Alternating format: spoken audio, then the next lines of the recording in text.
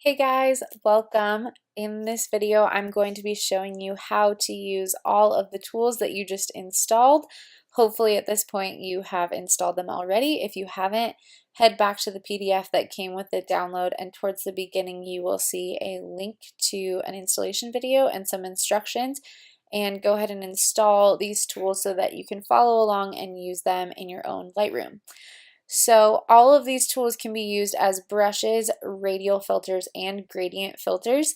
I mostly use them as brushes because I have more control over the image, but I'll show you some ways that I use them as both gradient and radial filters as well. I have selected 15 images here that kind of go along with the 15 tools that it comes with. Each image could have a variety of things done to it, but I'm going to show you the one main way that I use each tool. So pretty much one tool per image. I might throw in a little extra here and there, but we're going to start with the bluer suit. I'm going to be moving through these alphabetically. Starting with the bluer suit, I use this for suits or dresses or just things that show up a little less blue than I want them. I try to edit pretty true to color, so a lot of times with editing, if we edit a little warmer or we have darker shadows, the blue can kind of get lost. So I want to bring that back without bringing blue into the entire image. So here I have a brush where I can just brush on exactly where I want that blue to come back in. So I'm going to use my brush, and I can make that brush bigger or smaller with the bracket tools. So if I use the bracket button on my keyboard and push it to the right, it's going to make the brush bigger. If I do it to the left, it's going to make it smaller. So I want it small enough where I can control exactly where the brush is going, but I want it big enough so that I'm not spending forever coloring this in. So here I'm just going to brush on all over his suit, and you can see it's bringing the blue back in. And if I were to get out of the lines a little bit, say I get on her hair right here, I can zoom in and use the erase tool. So I just hit erase and it'll pop up with a little brush that has a minus sign in the middle. I just brush over everywhere that I don't want that blue to show up. And that is it. So here is a before, and there is an after. Just a super easy way to bring some blue back in where it's lost. So moving on to the next one, we're going to use the bokeh tool. I mostly use this as a brush, and I brush on areas where it is already out of focus and I want to just really play that up.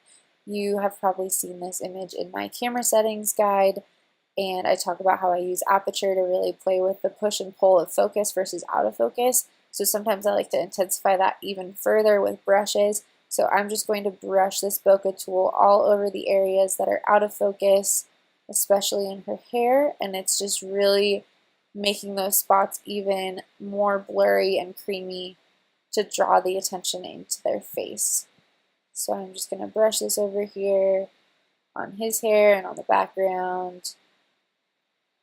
So sometimes I might take this a step further and I might use my sharpen tool. So if I want to use a second tool on an image, instead of just going straight to that tool, first I need to click new, and then I'm going to click sharpen.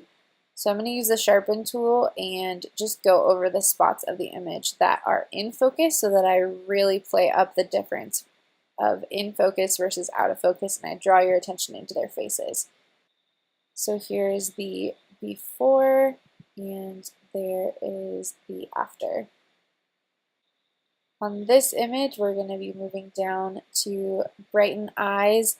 I use this as a brush, and I will just brush over their eyes and just around their eyes, and this will bring some brightness and some clarity and contrast back into some eyes that maybe got a little lost. So I really want their eyes to be the focus of this, so that's why I'm just making sure to use this tool to really make them pop. Okay, on this one, moving on to the contrast tool, I'm going to use this as a brush as well. I use this a lot of times if my subjects are getting lost, maybe from the mist of a waterfall or fog or maybe some light that is coming into my image and creating a haze over my subject. So I'm just going to brush this right over them, and it's going to bring some of that contrast and clarity back. And if I want to take that a step further, I can click New and go ahead and do that again, and that's going to put the same brush on top, so it's doubling up and really making them pop. I could also do that by just increasing the contrast once I apply the first brush, but an easy way to do it is just click New if you want it to literally double itself. So here is a before and there's after. So on this image, I'm going to use the darken tool, and I'm going to use it as a gradient filter just to show you the difference. I could also use it as a brush. I'm going to darken this background a little bit just to add some depth to the image. So I'm going to just drag my gradient over to where I want it. I just don't want it to get too much on his face, so I'm going to stop that center line behind his head, and you can see that it's just darkening up the background and then creating a nice fade so that it slowly fades into the rest of the image. So here's a before, and there is after. On this image, I'm going to go back to my brush. I'm going to use golden light, and I use this where I want to really play up golden light coming into an image that is already there. So I'm not using this on like a rainy day photo, but ones where there's some golden light there already and I just really want it to be intensified. So I'm going to make my brush really big, and I'm going to start on the corner of the image and just move in a circular motion so that this light looks organic. So you can see before and after, and it just really adds a pretty golden glow. Okay, on this image, we're going to use the greener greens tool, and I'm going to use this as a radial filter because the entire background is green already. So I just want to draw a circle around them so that they aren't affected by this, but the entire background is. If I just had a little bit of green in the corner, I'd use a brush. If it was only on one side, I'd probably use a gradient filter, but here, since it's the whole image, I'm going to use this radial filter. I'm going to draw the circle and put it around them, and you can see everything outside of that circle is made more green, and then there is a nice gradient effect so that it fades into where they are, but it's not making them more green. If it's too green, you can go ahead and adjust this how you would just adjust a normal photo when you're editing. You can take the saturation of the green down a little bit. You can go here, and this is adding just a green color over everything, so you can take the saturation of that down and just decrease that percentage a little lower, or you can bring it up if you want. It's up to you and your preference. So all of these can be adjusted once they're applied, just by adjusting everything in this panel. So here we're going to use the haze tool, and I'm going to use that as a brush. I could also try that as a gradient filter and just bring that as a line on this corner, but I'm going to show you as a brush, and I'm going to keep it big just like the golden light tool and kind of brush in circles, and I just am playing up the haziness in this corner. There were some reeds in front of my lens, and I just want to increase that softening effect that that has, so I'm just brushing over that spot. And again, not really doing that to an area that doesn't have haziness already. That might create a weird effect, but to really play up something that's already there, this is helpful. So here is a before and there is an after. Okay, on this one we are going to use the lash boost. I use this as a brush, and I want to zoom into her lashes. I'm going to make it smaller so that it's the size of her lashes, maybe a little bit bigger. And this is great for just really emphasizing their lashes and giving them a little extra boost and drawing you into their eyes. It's super helpful if brides have false lashes and sometimes they have a reflection off of them or some powder has fallen onto them. So it takes away those highlights and just really adds depth to the lashes. So zooming out, here is a before and there is an after. So here I'm going to use the lighten tool, and I'm going to use this as a brush. This is probably the tool I use the most out of anything. A lot of times certain faces will be facing away from the light and they'll show up darker, and if I want to not have them be in shadow, I will just use this lighten tool and brush over their whole face.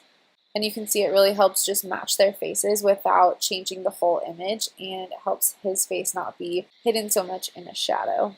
So on this one, I'm going to use the Moody Background tool.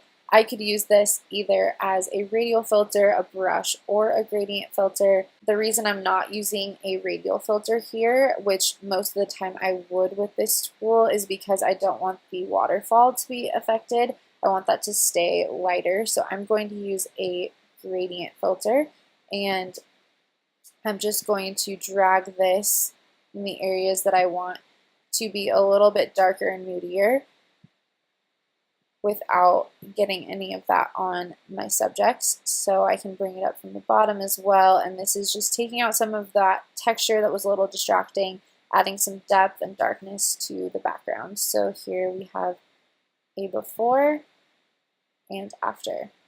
So on this one, I'm going to use the orange skin corrector.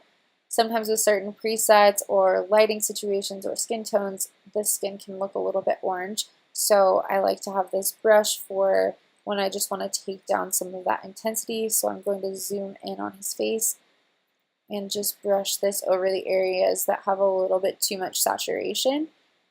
And you can see it takes some of that orange out without changing his skin tone too much. So here is a before, and there is an after. So on this one, I'm going to use the sharpen tool, and I use this for a lot of detail shots where I want to bring sharpness back in. I also use it for when I want to draw your focus into the subject, maybe on her eyes like I did in that second photo. So I'm going to just brush this right over the ring to really make it pop and sharpen. You can also use it on little spots, like if you wanted to sharpen these areas that are in focus. Maybe use your blur tool to blur over these areas if you want to play with that push and pull of in focus versus out of focus, like that second image. On this image, we're going to use the smooth skin tool. So I'm going to zoom into her skin and make my brush a little bigger. And I'm just going to brush over all of the areas of her skin, avoiding her eyes and eyebrows because I want those to stay sharp. And it's just taking out some of that texture that's unwanted. If you have any bigger blemishes, I would use your clone and heal tool, but this is helpful for if it's just some subtle texture that you want to smooth out.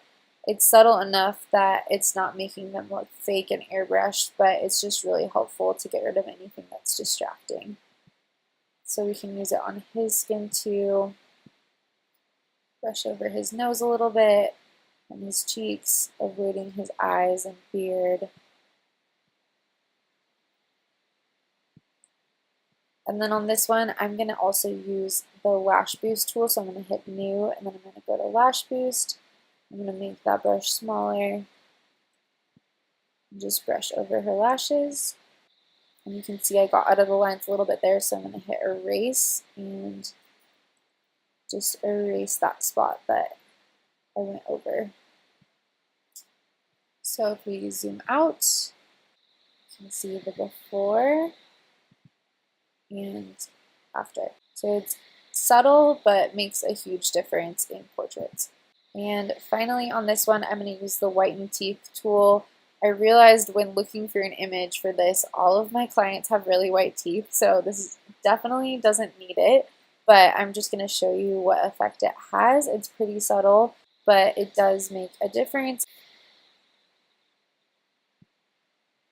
And here is a before, and there's an after. So it just makes them pop, makes her ready for a Crest White Strips commercial. So there you have it. Those are the 15 tools and the ways that I use them most commonly. I hope that you enjoy using these and that you feel like they take your photos to the next level. If you have any questions, feel free to reach out, and I hope you enjoyed watching.